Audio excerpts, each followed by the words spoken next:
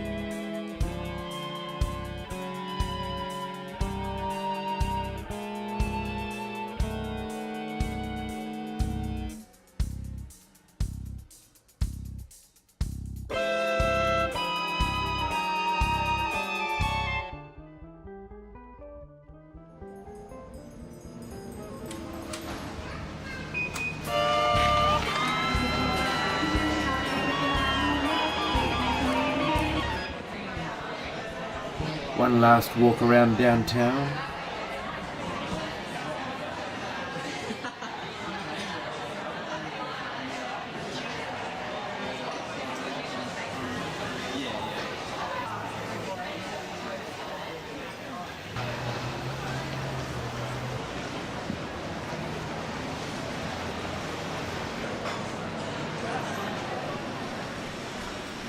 One can catch a train to either Papakura or Manukau to connect with the airport bus at Papatoetoe station. It is about a 30-minute ride and is also the least expensive option and sometimes the fastest.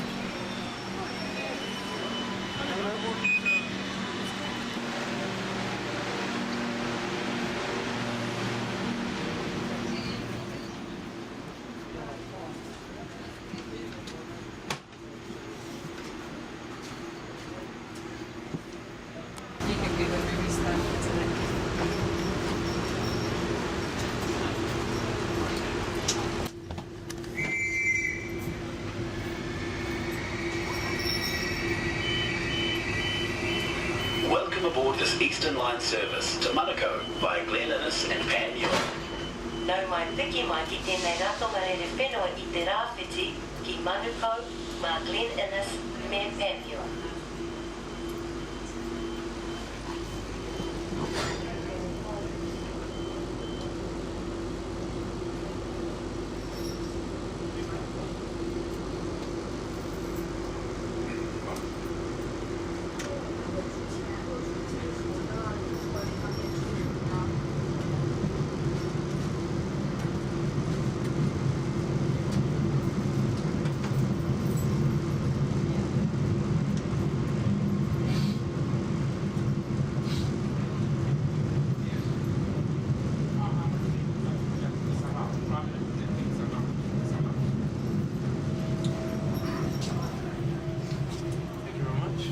Hiya. How are we today? Thank you very much. Hey, man. Aye. Good, man. Thank you.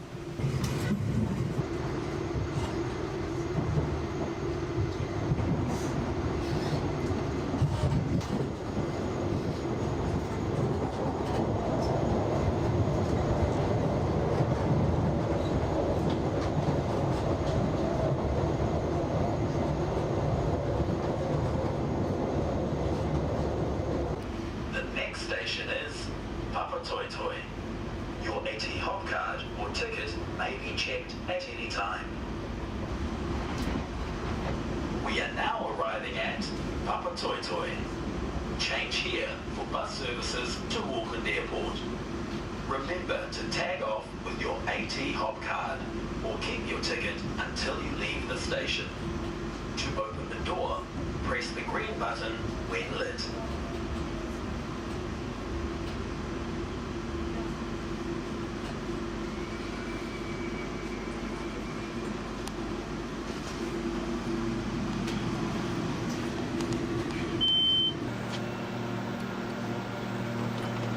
Hey, guys. Yeah, it's last one is at two.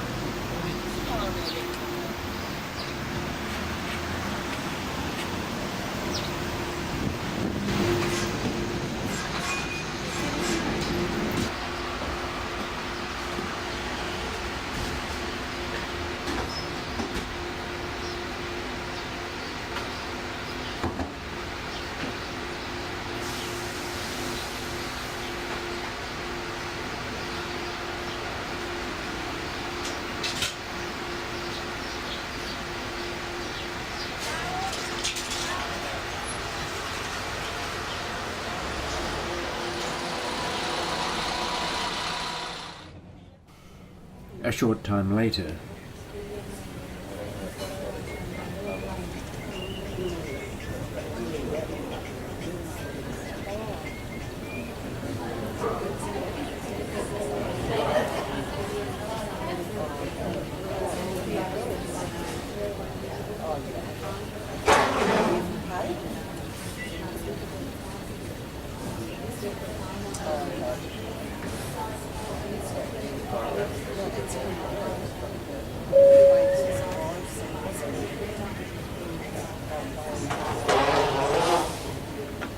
Qantas advises passengers on flight 146 to Sydney that your aircraft will now depart from gate lounge 10.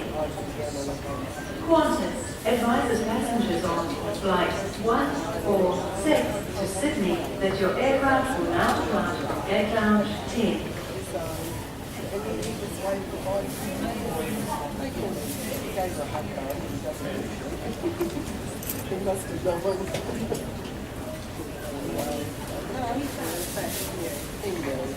Okay, all right.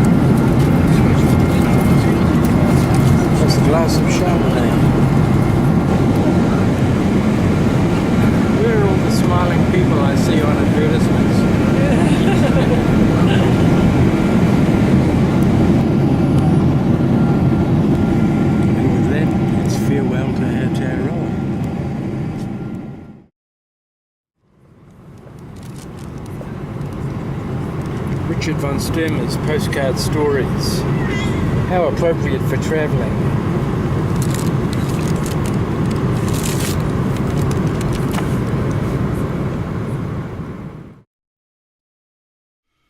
I sometimes wonder if live events could not also be included as part of the in-flight entertainment options to help create a more social atmosphere.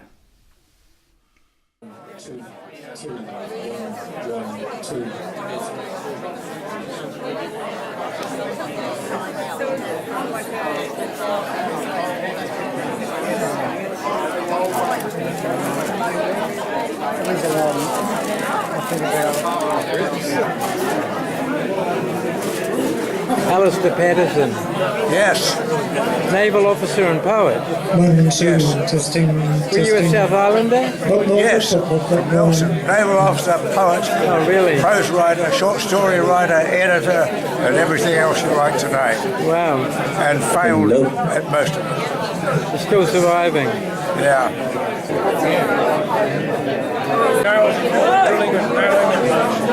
I figure I got up and we're ready to work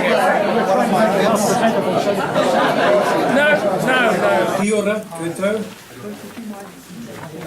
When Brett Cross, the publisher, sent me these 2 books, I said, Brett, these 2 books are bloody marvellous, because I could see they were something really special. And Brett belongs to the noble tradition of New Zealand printer publishers whose work is driven not by commerce, but by a love of the arts.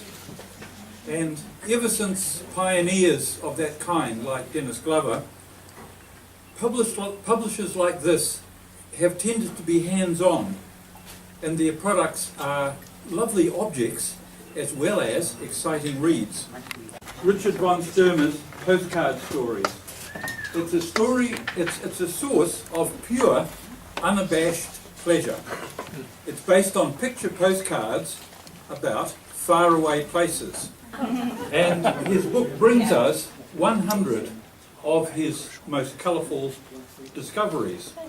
And Richard has got a mischievous habit of taking unrelated postcards and juxtaposing them to create stories. So they end up looking like a kind of series of stills from some very weird old movie.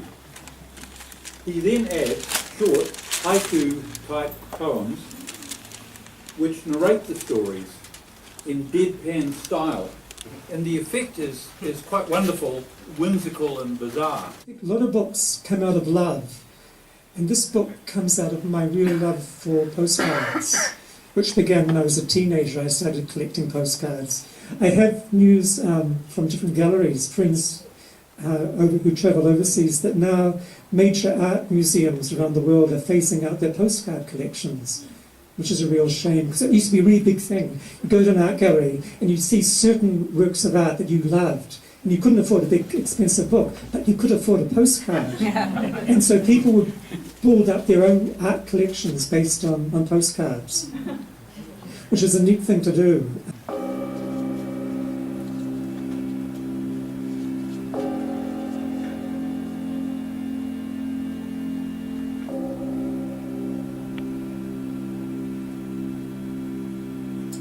The sea, in all its vague immensity,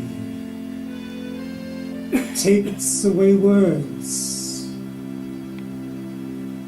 leaves behind stones.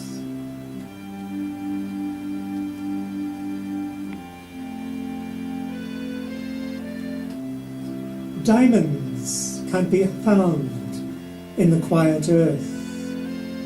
You need to search for them near volcanoes.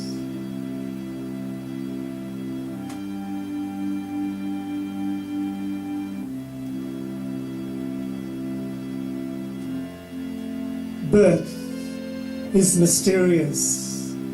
Death is the same. Hot vents through which we come and we go.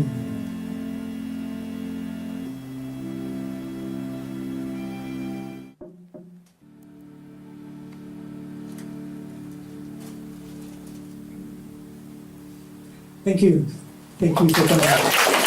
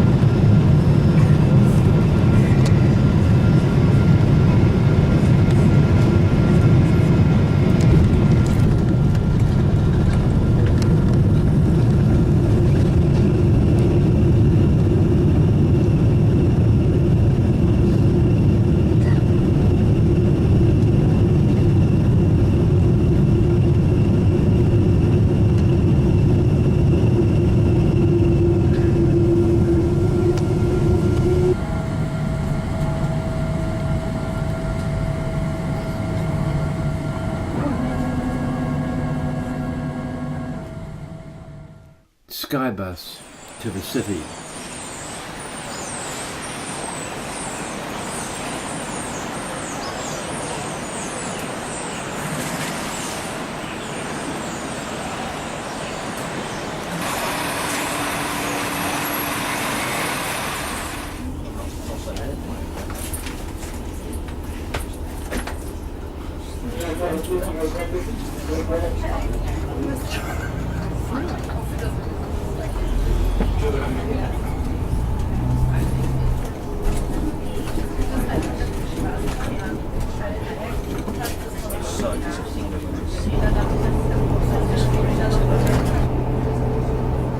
Alright, cool.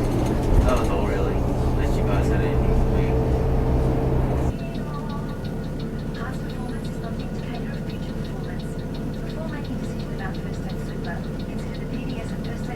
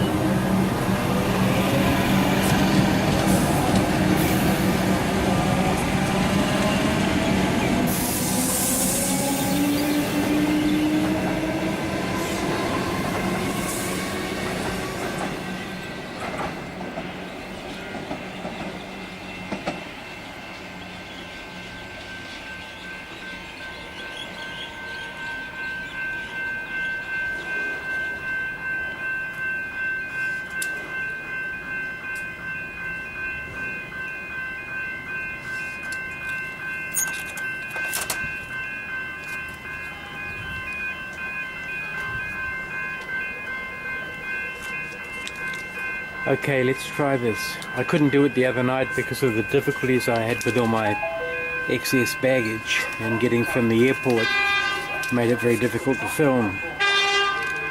So this system is quite similar to that used by Auckland Transport. I got this card at the Flinders Street station. Top up my key money. Let's try that. Insert cash now. That'll be the easy part for them. $10. Insert cash. Amount inserted. Oh, great.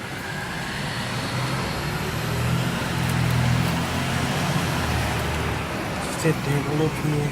$10. Okay. I better get a receipt in case I did something wrong. Transaction completed. Okay, I wonder how good that'll be long for.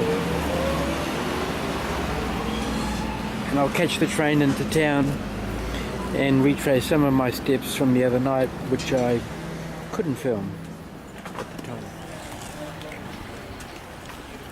Well, you know the drill, same as Auckland. Tag on and tag off.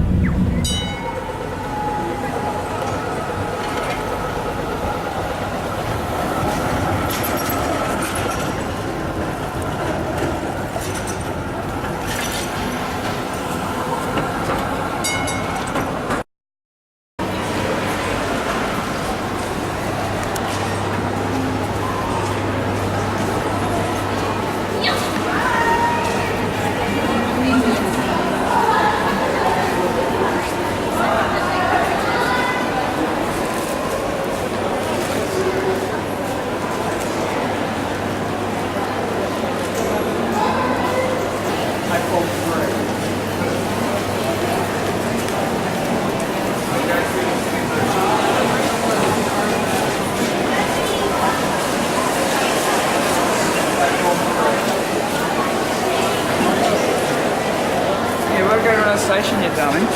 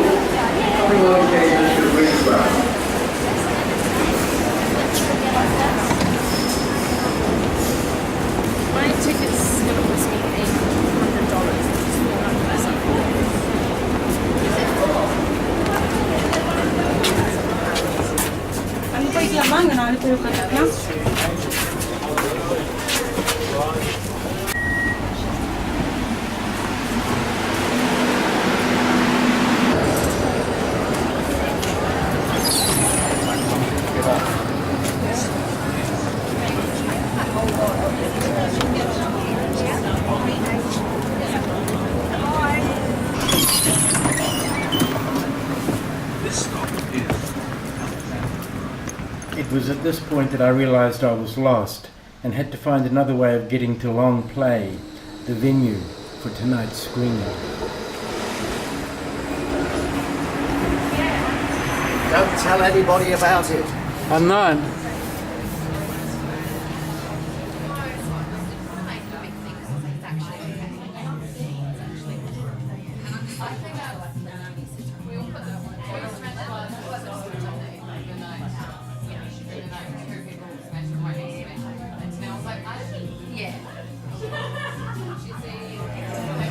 Get a shot of you, Dirk de Bruin. Hello. Pardon? What are you doing here, Dirk? I'm just making a little animation. Have a look at my animation. Oh, really? Just like that rotoscope. There you go. And do you do that during working hours or? Yeah, during meetings. Okay. Or do you do it when you're travelling to and from work? I can't do that if I'm driving. Oh, all right. Okay. See, I don't think like I think like a pedestrian. And you think like a public did you say an Egyptian or pedestrian? Pedestrian, Egyptian. Well, Egyptians were well-known pedestrians. They walked. Well, very few of them drove. I think they never flew, except in the spiritual realm. Hi everyone, thank you for coming to this screening. We're very pleased to be able to say that we have James here, who's going to be screening his latest work, which is a really interesting project that originally was intended for viewing on phones, but we've decided to screen it as a single work here, a bit as a kind of experiment, but also to kind of test the boundaries of this form, which is still kind of an emerging new form. Needed something, yeah?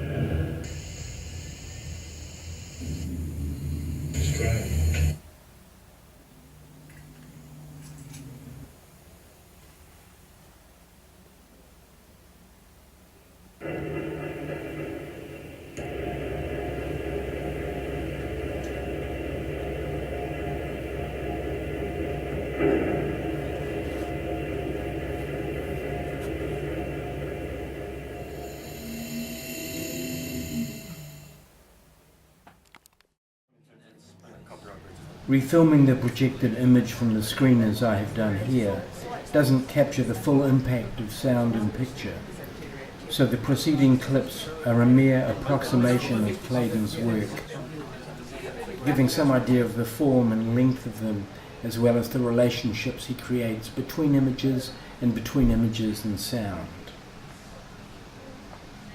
One wonders why an artist as accomplished as Claydon is not better known. I can only put it down to the laziness of curators who seek out the obvious and prefer personal comfort over any type of enlightening inquiry.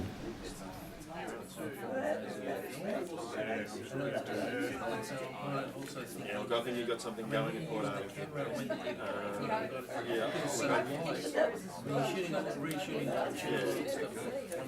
It's probably something to do with, like, in relationship to painting and that too.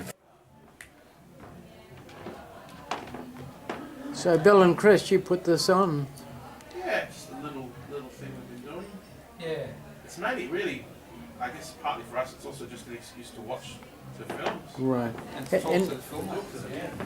And do you have a regular screening series? Yes, it's called Unknown Pleasures. Unknown Pleasures. And it's run through Bill's site. And okay, that's in a sense. in a sense, I've got a new website called Pure Shit. Pure Shit Australian Cinema. Pure right. Shit is an Australian film from 1975. Okay. If you know it, a real kind of groundbreaking film. So I've chosen that title. So under the Pure Shit website, there's a page devoted to Unknown Pleasures. So it's got all kind of screening info about these screenings. But I ran some screenings here last year, but this year Chris is working with me. We're working together and calling it Unknown Pleasures. You're collaborating, is that correct? Yeah. Yeah, me and Bill have known each other for about 10 years and we always wanted to do something together, and so this is a good opportunity.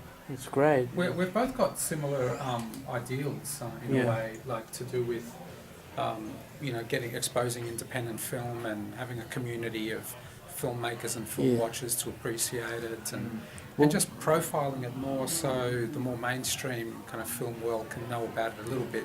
They they just see little announcements of it probably, like on some Facebook pages, which are like the one called Australian Cinema Facebook page. It's really for mainstream Australian films, but I put these little bombs in there, these little Molotovs. Well, of, Melbourne this Melbourne has such a long history of experimental filmmaking. It does, yeah. I remember at Alternative Cinema, the Auckland Filmmakers Co-op, we were getting the newsletter of the Melbourne Filmmakers Co-op. Yep. You know, and I remember when the Mystical Rose came out, we couldn't see it, but we could read about it and what a big deal it was.